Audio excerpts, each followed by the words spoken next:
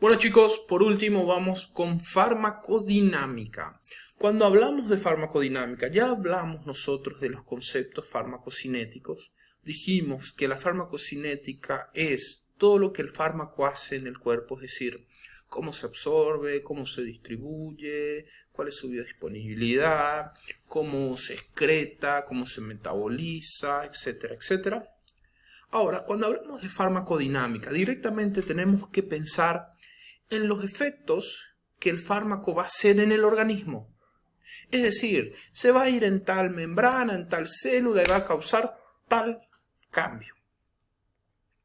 Eso es lo que debo de pensar cuando hablo de farmacodinámica. Y también va a ser algo muy importante.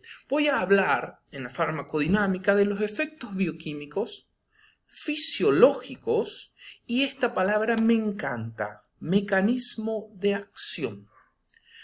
Todo fármaco va a tener un mecanismo de acción. Ejemplo, AINES inhiben las ciclooxigenasas.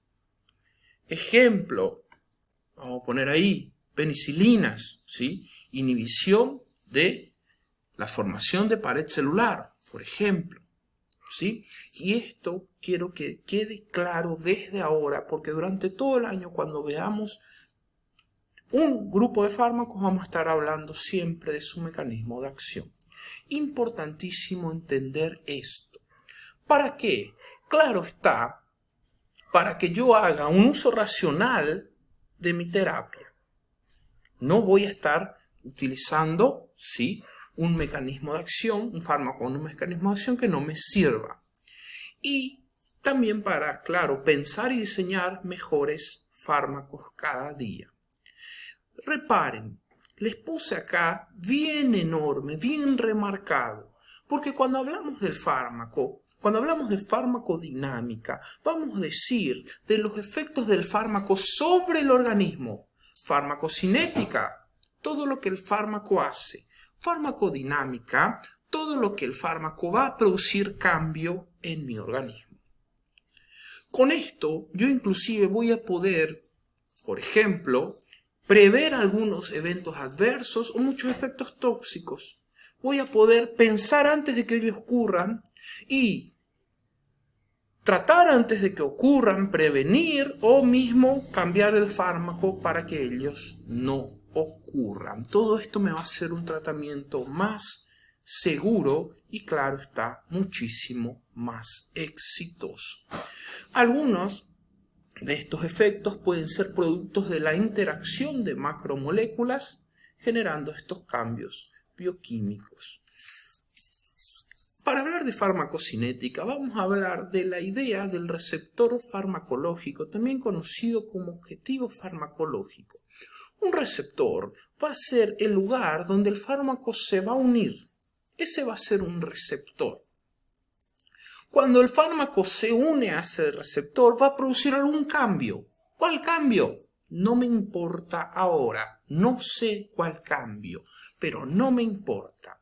¿Sí? Ese cambio va a ser un cambio en la función de la célula, sea cual sea.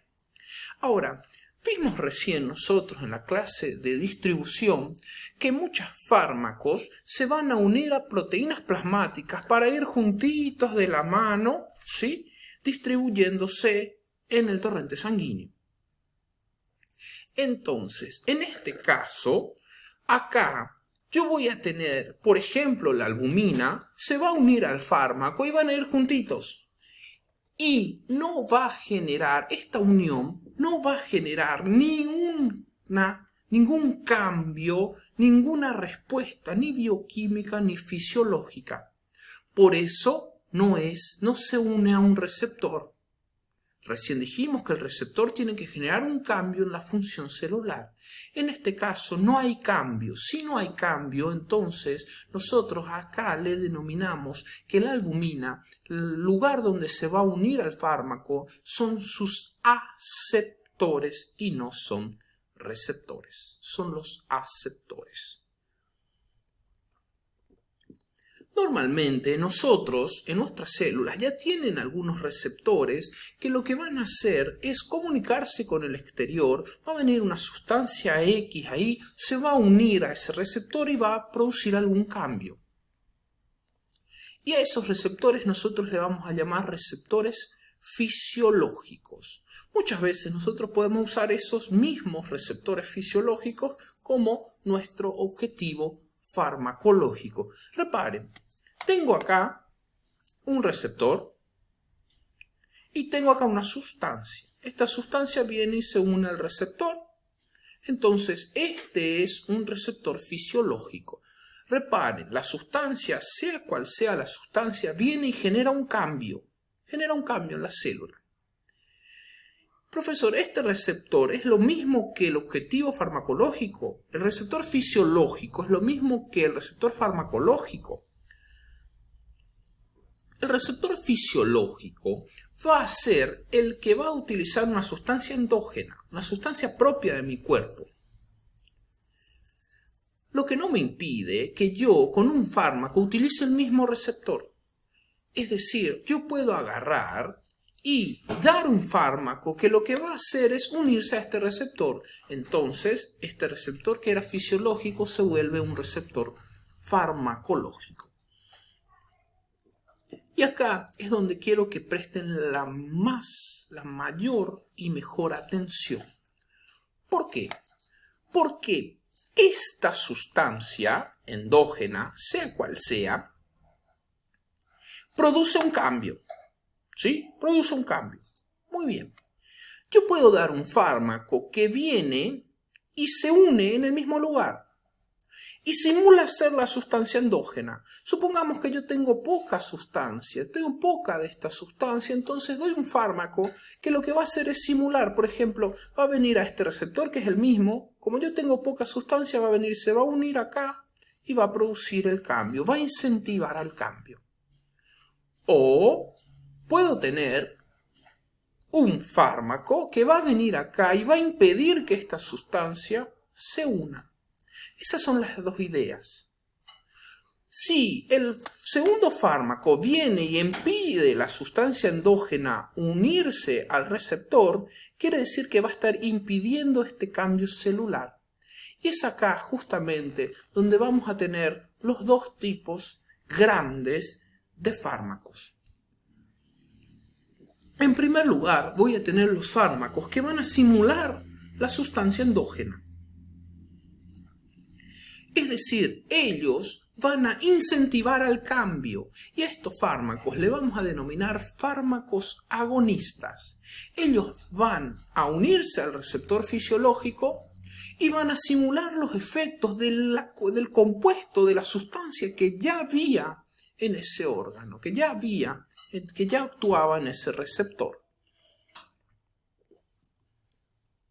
Estos agonistas vamos a subdividirlos.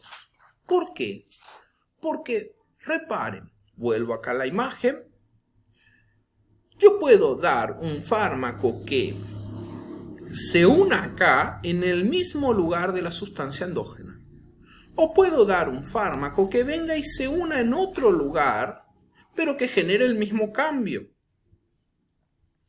Es así donde vamos a dividir a los agonistas. El agonista que se une en el mismo lugar de la sustancia endógena, en el sitio primario, va a ser denominado agonista primario o también va a ser denominado agonista ortostérico. Tengo el receptor, viene el fármaco y se une en el mismo lugar donde se unía la sustancia endógena. Ortostérico primario. Ahora, si yo tengo el receptor y en vez de unirse en el mismo sitio donde se une la sustancia endógena, viene y se une en otro sitio, pero va a generar el mismo cambio, también va a incentivar a la célula en su función celular, va a aumentar la función de la célula, yo le voy a denominar agonista alostérico.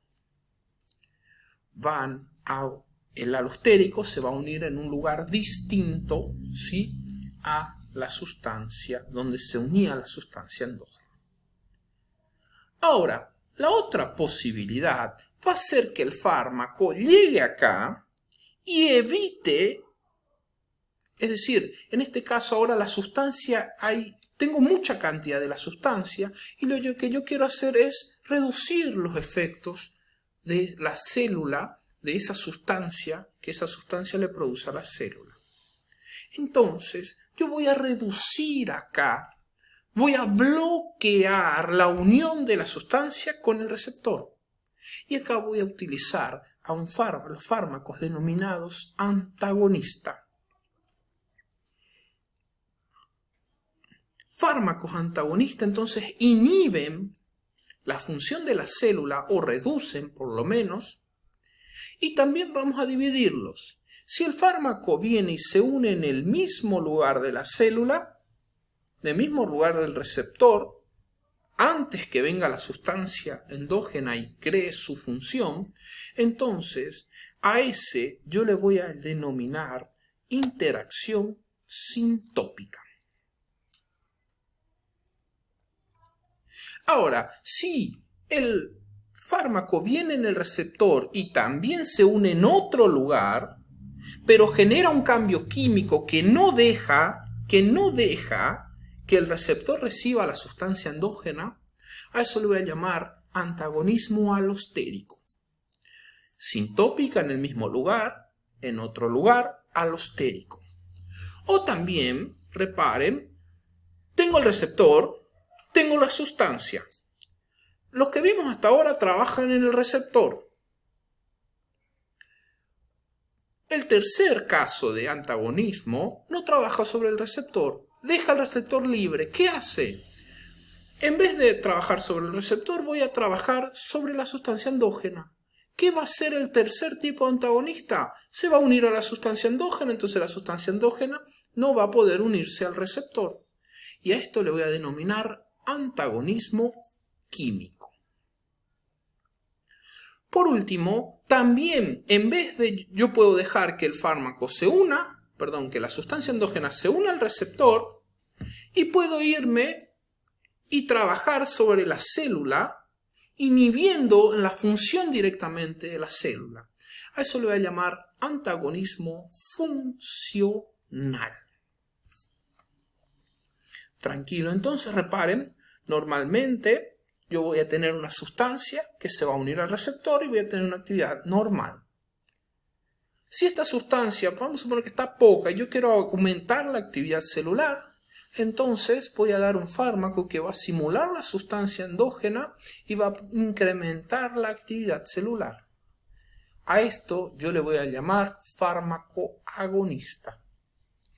O si la función celular está muy fuerte, yo puedo agarrar e inhibir la unión de la sustancia química, sustancia endógena, al receptor.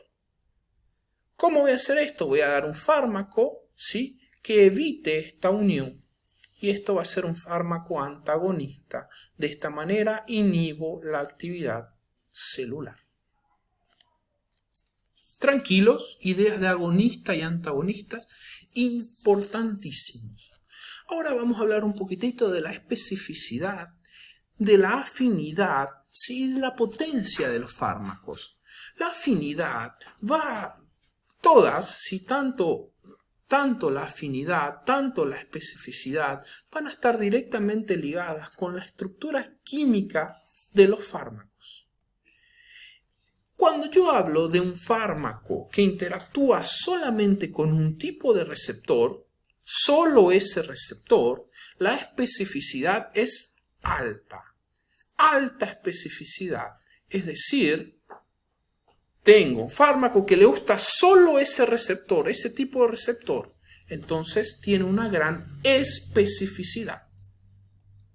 Si ese fármaco agarra varios tipos de receptores, agarra cualquier tipo de receptor, ahí yo voy a decir que la especificidad es baja, y cuidado, porque baja especificidad acá le voy a denominar amplia especificidad. Profesor, ¿cuál es la diferencia entonces con la afinidad? La afinidad de un fármaco también va a depender de su estructura química y va a ser cuánto el fármaco quiere unirse a ese receptor. ¿Cuánto? ¿Necesito mucha dosis del fármaco o con poquito?